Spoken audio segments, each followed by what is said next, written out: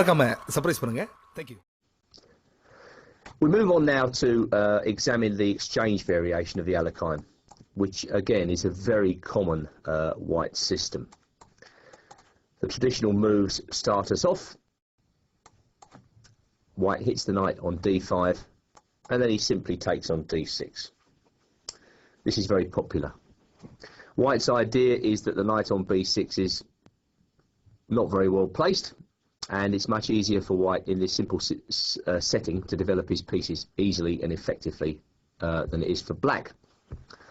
Well, as stated in the introduction, I'm going to recommend e takes d6 to you, and we're going to start off our investigation by examining the game Smolovich versus Drazic, Belgrade 2003, because it features a very common system which white has been using. I'm not altogether sure that it's that great for white, but it is very common. It's an old idea, believe it or not, from Korchnoi, and we're going to look at it right now. So first of all, e takes d6. What is black trying to achieve? Well, at the outset, nothing more than a modest development. His plan is basically bishop e7. He'll probably castle. He's looking for the right moment to develop his bishop from c8 to either f5 or g4. He's going to play knight c6. And eventually the move d5 will follow. At least that's black's hope. At which stage the knight on b6 is going to come into the game. That is black's problem piece in the exchange variation. White's arguing it's very difficult for black to get that piece into play, or at least it's going to take black so much time that white is going to build up some sort of an attack whilst all this is going on. So anyway, e takes d6. Let's take a look at the main line now. So knight c3, bishop e7. And now here comes the recent idea which has been causing problems for black, queen to f3. So what is the main intention behind this peculiar looking queen move? Well, the thing is that white is aiming to castle long. His plan is to go bishop e3, he's going to castle on the queen side, and then he's going to hope to start some sort of kingside attack. He reasons that black's development is not easy in this position, so the delay in developing his kingside pieces is for the time being not so important. It's also quite intimidating when the opponent moves the queen out early in the game, especially if it's a strong player you're facing. You never quite know. We're taught the basics of chess that bringing the queen out early is a bad thing. Here, white seems to contradict all the basic rules. But it's somewhat worrying when a strong player does this, because you somehow think, well, what's he got? What's he up to? What's this idea? Well, here, I believe that with simple moves, black can expose the slight artificiality of white's scheme, and we're going to see how he does this now. All right, well, Drazic brought the knight out to c6, attacking the d-pawn. Bishop comes out to e3 and castles on the king side, so nothing too difficult yet. And white enacts his idea by castling on the queen side. And now black has to play exactly. If he doesn't, he could easily fall into a passive position. Bishop g5 was played. And this is, I believe, a pretty effective way to go. Well, in the game, Smolovich played knight to h3. Black simply took on e3 in this position. F takes e3. And now the queen came out to h4, which I'm going to append with an exclamation mark. And black's basic idea is that when white took back with the pawn on e3, he's left his pawn exposed on an open file. So it makes perfect sense for black in this type of position to exchange the queens. So basically black's idea when he goes queen h4 is not only to threaten the move bishop g4, which of course it does, but also the idea of queen g4 is a little bit awkward for white when black exchanges the queens and then goes to work on the pawn at e3. So very easy to understand plan. Smolovich went g3. And now black played queen g4 as discussed, which I believe to be a pretty efficient method. White played queen to f2. Well, let's just drop back to queen g4 and see what happens when white actually exchanges queens on g4. Well, first of all, black completes development. His bishop comes to a good square. White will probably play rook e1 in this position to keep an eye on that exposed e-pawn. After that, rook a e8 is a simple enough move. And if white tries to exploit the weakness of the c-pawn, black can easily defend that pawn with rook to e7, and perhaps a6 is coming up. This is just a random line of play I've chosen. It seems to me to represent decent play for white. White gets his knight back from the edge. Again, black disrupts the flow of white's game by playing bishop f3. Rook g1 hits the knight. Knight comes back, and then the simple rook fe8 would show a pretty decent black plan. And this is, of course, a very nice position for black. Black's got two threats. He's threatening knight takes d4. He's also threatening rook takes e3. So, a pretty simple sequence of moves, and after the sequence, black has already got a good position. Just going back to the position after queen g4, I wondered at first whether white could try queen to f4 in this position, trying to find a better square for the queen than the passive f2 square, which in turn blocked the knight's path on h3. Well, after that, black can play the tricky move knight takes c4. And the point of this, of course, is that the knight on h3 is en prise, so that if white takes the queens on g4, bishop takes g4, bishop takes c4, bishop takes h3, then of course black's just a pawn up for nothing. It's not clear how white is going to justify that loss of a pawn. If we go back to knight takes c4, well, of course, if bishop takes c4, then simply queen takes h3. And again, we come to a position where white really doesn't have any visible compensation for the pawn. So, those lines looking pretty bad for white.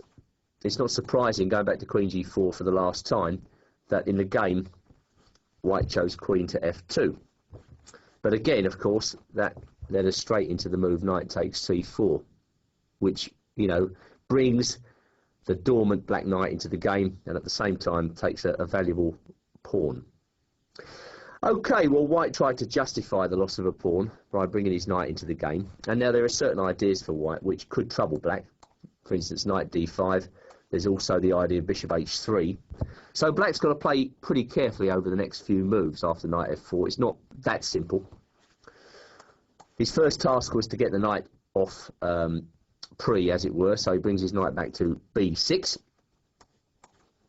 White played h4, presumably with the idea of bishop h3 and then some sort of kingside pawn storm. Black got the hell out of there with queen f5. g4 was played. No way should black ever think about taking that pawn, so he came across to a5. Pawn went on to g5, and now knight came across to b4. And after that move, it turns out that this is, I mean, I don't know whether this was a sacrifice or just white trying to make the best of it, the loss of that c-pawn. But it turns out that if it was a sacrifice, it's a rather optimistic and hopeful way of playing for white. Because with knight b4, black reminds white that, you know, his own king is not immune to attack. a2 is now attacked. Okay, white can and did play a3, but after that, the knight comes to d5, and black is happily exchanging off pieces in this position, in the confident realisation that the extra pawn will eventually tell. Well, knight f takes d5. There goes one of white's best posted pieces. In turn, one of black's worst posted pieces comes into the game, and white refrained from any further exchange. Just going back, I mean, I suppose he could take on d5, then queen takes d5, something like this, bishop g2. This would be one way for white to play. Well, then I think queen b3 is pretty disruptive, with a possible continuation. I mean, probably black is threatening nothing other than bringing his bishop out and rook to the e-file. So, for instance, rook d e1 would be one such move. Black blunts the diagonal with c6, rook hf1, and now bishop e6. And white simply pawned down with an exposed king in this position. So Well, that's not promising at all. So going back to the game, knight e4 was what Smolovic played. Bishop comes out to g4, development with gain of time. Rook comes to d2, and now rook a e8. And as long as black is aware in this position that at some stage white might be threatening knight f6 check, some sort of disruptive sacrifice like that, then really, with care, he should be winning this position. So basically, black's got to watch out for the cheapo, knight f6 check, and that's about it. So rook a e8. Okay, well, white played bishop d3. Now f5.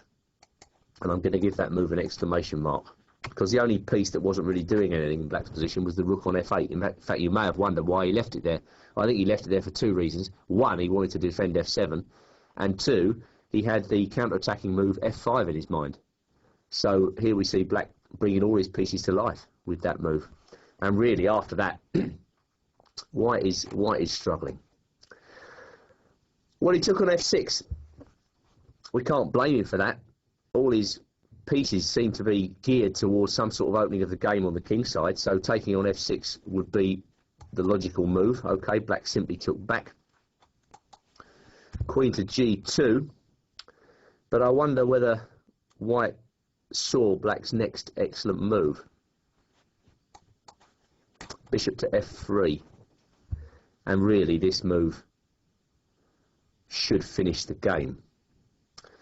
Well, whether white saw it or not, he's got to deal with it. There's only one continuation which doesn't really lose material, massive amounts of material straight away, and that's knight takes f6 check. Of course, that's another piece coming off the board. Rook takes f6, and now in view of the skewer of the queen against h1, again there's only one move, and that's queen to g5. But this is most uncomfortable for white because the pieces are coming off the board, and the more pieces that come off, the less chance white has of landing some sort of an attack. And in fact, well, the rest of the game is fairly simple to understand. Black just liquidates to an easily winning endgame. So g takes f6. Of course, he's got to exhibit a little bit of care here. You know, white might get some tricks with rook h2. So instead of taking on f6 in this position, black played the simple enough counter rook takes e3, which in turn ties down the white rook. So the rest of the game really is a bit of a formality. White tried bishop takes h7 check, tricky move, and then rook h2 check. King comes to g8, rook takes h1, g takes f6, and now black is just 2 pawns down. So I'm going to, with your permission, actually go through these moves fairly quickly because they are easy to understand. In rook and pawn endings, activity is the key. So what we see here is a bit of a juggling act by black as he strives to get the most accurate placement of his rook, and at the same time activate his extra pawns. First stage is to fix that pawn on d4. White's toing and throwing. Rook goes to h2. Second stage is to bring the king into the game. Okay, there might be some idea with rook e7 check. So there's a little bit of toing and throwing. But eventually, black gets his pawns going, and once that happens, it's game over.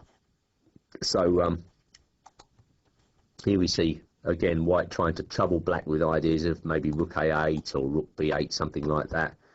Here comes the king, king e6. Once that king gets into the game, it really is all over. And after king f5, well, white decided to resign.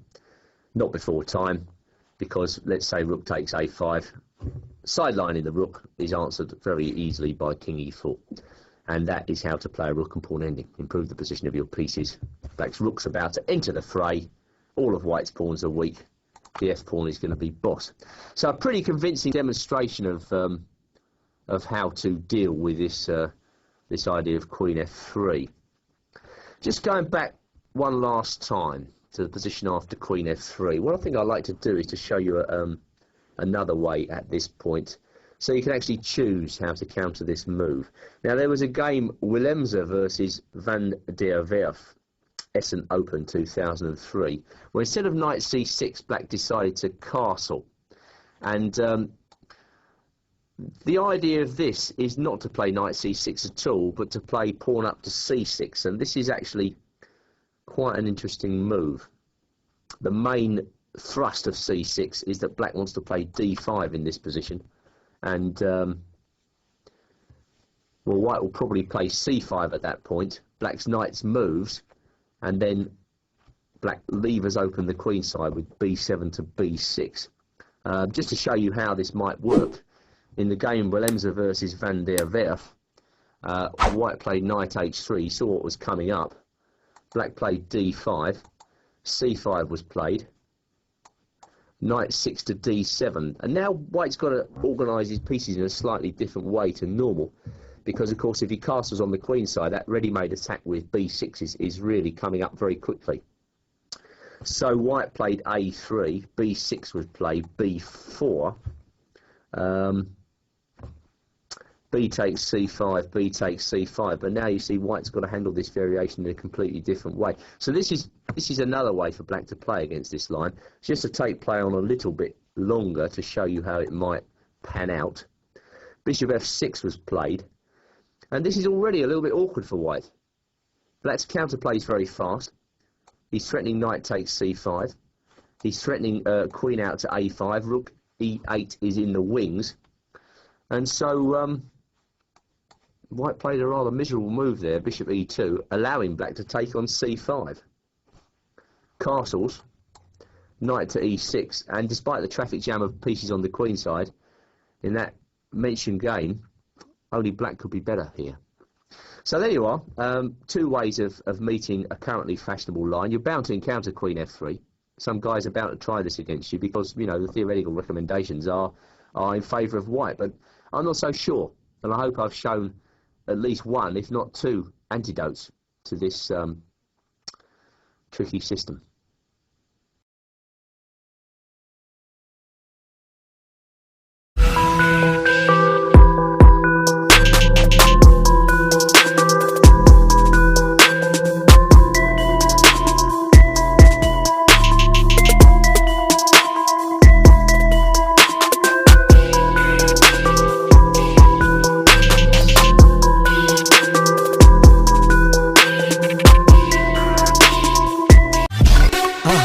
மறக்காம surprise பண்ணுங்க.